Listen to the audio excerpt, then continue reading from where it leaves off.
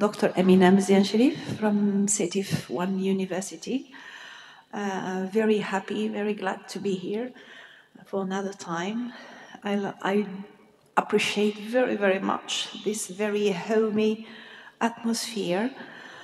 I don't know if French colleagues can understand what I say. This is why I would like to switch to French.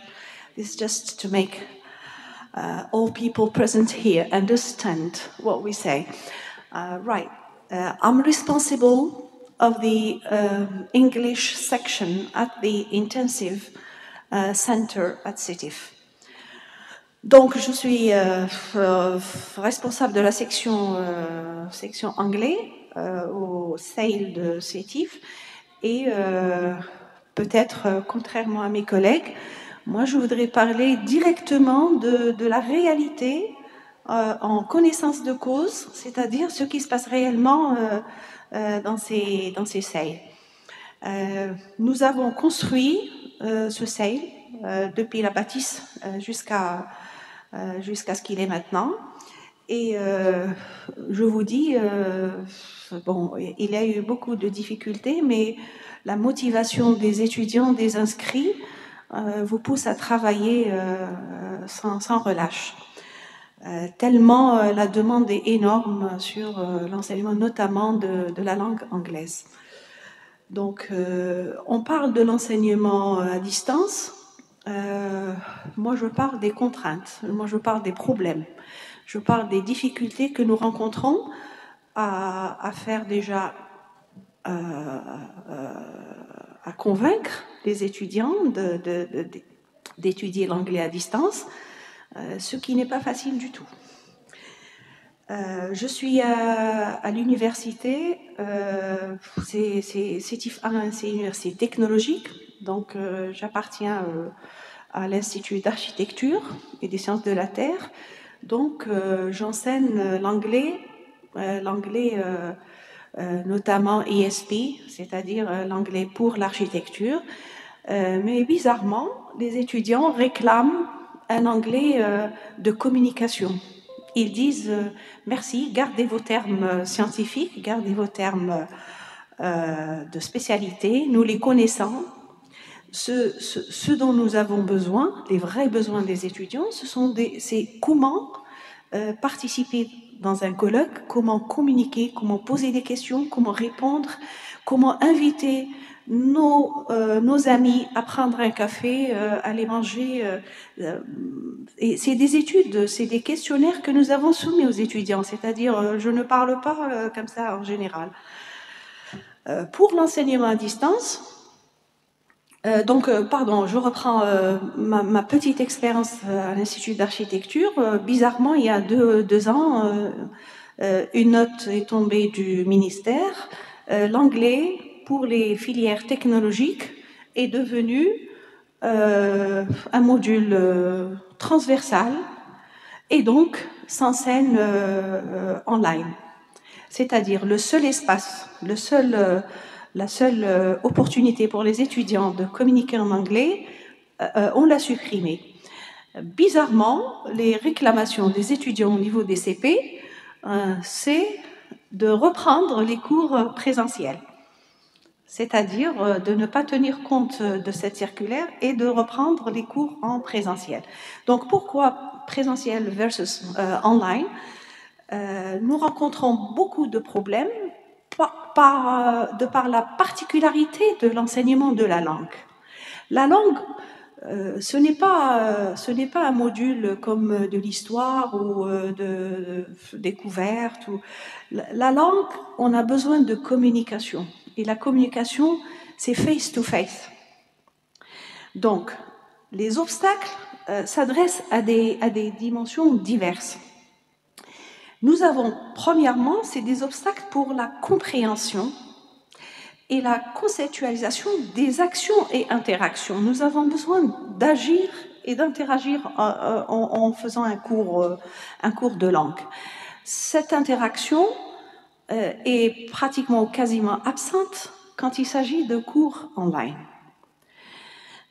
Deuxième obstacle, c'est un obstacle technique. Alhamdoulilah, nous avons vécu l'expérience en direct avec Tlemcen ce matin.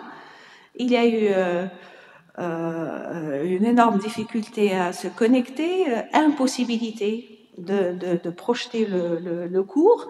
Donc des fois, quand il y a un problème technique, le cours, il y a l'arrêt total. Donc si on dit un arrêt comme tout à l'heure, il y a la disparition carrément de la motivation, pas de face-to-face, et donc, et vous savez que si vous enseignez la langue, la première partie ou la partie la plus importante, c'est d'amener vos apprenants vers vous. Donc déjà, il est très difficile de créer cette motivation. La faire disparaître comme ça, en un clin d'œil, c'est très, très... enfin, c'est pénible pour les enseignants et pour les apprenants en même temps. Nous avons une deuxième difficulté qui est la difficulté d'organiser son temps. Donc, si les conférences ne sont pas adéquates par rapport au temps, on ne peut pas rassembler une promotion, je ne sais pas, une section de 300 ou de 600 étudiants en même temps et donner le cours en même temps sauf si c'est des cours à télécharger. Donc, si c'est des cours à télécharger, à quoi bon amener un enseignant il suffit juste d'aller sur le net, de faire ses activités et le tour est joué. Nous avons aussi des contraintes sociales, notamment financières. La plupart de nos étudiants, they can't afford. Ils ne peuvent pas se permettre, surtout ceux qui résident dans les cités universitaires. Des fois, il y a le débit qui manque, donc ils sont à court d'argent pour recharger leur mobile, leur téléphone. Et croyez-moi, c'est une majorité. C'est une majorité. On se dit là, on a l'impression que tous les étudiants peuvent se permettre un téléphone et une connexion parfaite, mais ce n'est pas le cas. On a au CL de Sétif, nous avons le jour du placement test, nous avons organisé un petit questionnaire où nous avons posé justement cette question: préférez-vous le présentiel ou le online? Plus de 90% de ceux qui ont répondu présentiel. Voilà. Donc, comment amener maintenant ces étudiants, comment les motiver à venir vers vous online? Je prendrai l'exemple du test. Nous avons été en charge d'organiser, de chapeauter le test pour les doctorants. Je pense qu'à BJA aussi, la même chose a dû se faire, partout aussi, dans les autres universités. Et ce test était online. D'abord le test, le placement test, le test de positionnement, et puis the summative, c'est-à-dire le test de la fin de formation. Et on était présents à observer les réponses des étudiants. On avait des étudiants, concrètement, ils étaient à peine de niveau A1. Alors sur le test, parce que tout était, je ne sais pas, Zar, je ne sais pas quoi, Kharjou C1. Est-ce que ça s'est passé chez vous aussi? Moi, j'ai assisté avec deux étudiants, la salle dont j'étais responsable. Les étudiants, il y avait un problème technique, il n'y avait plus d'internet. Et quand ils ont repris le test avait sauté de deux pages. De 2 pages. Après le 2 pages, moi je me suis dit, les étudiants avaient paniqué parce qu'ils n'ont pas répondu aux 2 pages, mais après, ils ont eu le niveau C1 comme tout le monde. Donc franchement, ce online, ça reste à... Et on n'a pas the skill la plus importante, à mon avis, le speaking. C'est le speaking qui définit en grande partie le niveau de votre niveau d'anglais. Si on ne fait pas de test de speaking, on ne parle pas à une machine, on parle à quelqu'un en face de vous, et c'est qui va évaluer vos compétences de speaking. Donc ça reste une évaluation, à mon avis, à mon sens, elle est boiteuse. Elle n'est pas générale. Elle ne représente pas. Elle est biaisée. Elle ne représente pas le niveau réel de l'étudiant. Et c'est pour ça que nous voyons. Personnellement, moi, je me retrouve plongée dans ce problème parce qu'ils terminent leur test, après ils viennent me voir, ils me disent « Madame, Rani Hachman », j'utilise leurs expressions, « Madame Rani Hachman, Andi C1, mais je ne peux même pas inviter mon ami à prendre un café ». Donc vous voyez, on peut leur délivrer les certificats, ils ont atteint le niveau C1, mais ils ont à peine un niveau A. Et après, ils ont une prise de conscience. Ils viennent s'inscrire au C, donc ils ont le certificat C1, mais ils viennent s'inscrire et ils disent non, je commence dès la base. Ils s'inscrivent au niveau A1 ou là presque A2. Volontairement. Après, ils prennent conscience. Ils prennent conscience que ils n'ont pas besoin de cette attestation qui ne reflète en aucun cas leur niveau réel d'anglais. Dernier point. C'est sur lequel n'importe quel enseignant qui aime son métier et qui adore son métier, c'est l'aspect affectif, les aspects affectifs. Donc, en didactique des langues, l'influence déterminante des émotions dans le processus de l'apprentissage.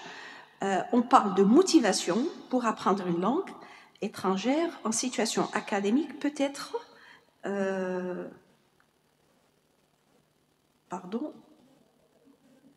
définie, oui, comme un mécanisme psychologique qui génère le désir d'apprendre la langue seconde et qui déclenche des comportements d'apprentissage, notamment la prise de parole.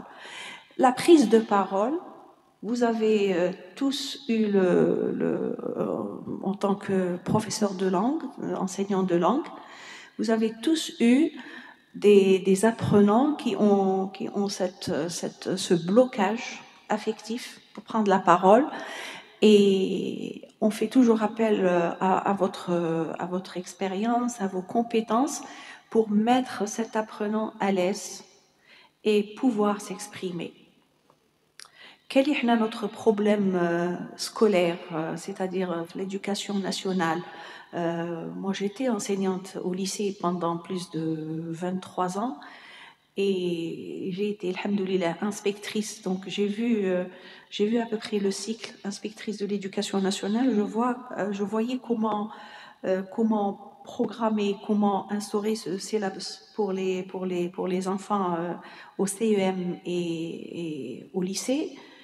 Et donc, on instaurait cette langue juste comme une matière. Une matière, ok, il faut avoir une note. Donc, on vient me solliciter pour des cours d'anglais pour les élèves qui passent leur bac. Il me dit, je me fiche de l'anglais, je voudrais avoir juste un 18. Donc, cette approche, elle doit changer. Elle doit changer. Si on apprend une langue et on ne peut pas s'exprimer, donc à l'oral et éventuellement à l'écrit, et surtout à l'oral, parce que c'est à l'oral qu'on instaure cette confiance en soi qui nous permet de progresser et de bien maîtriser cette langue. Donc, moi je pense, le online, on doit réellement y réfléchir selon les conditions locales.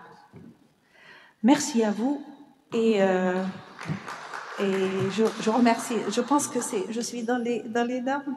Oui, vous aviez encore 2 minutes. Donc, Thank you very much. Okay, Thank you. donc je vous remercie.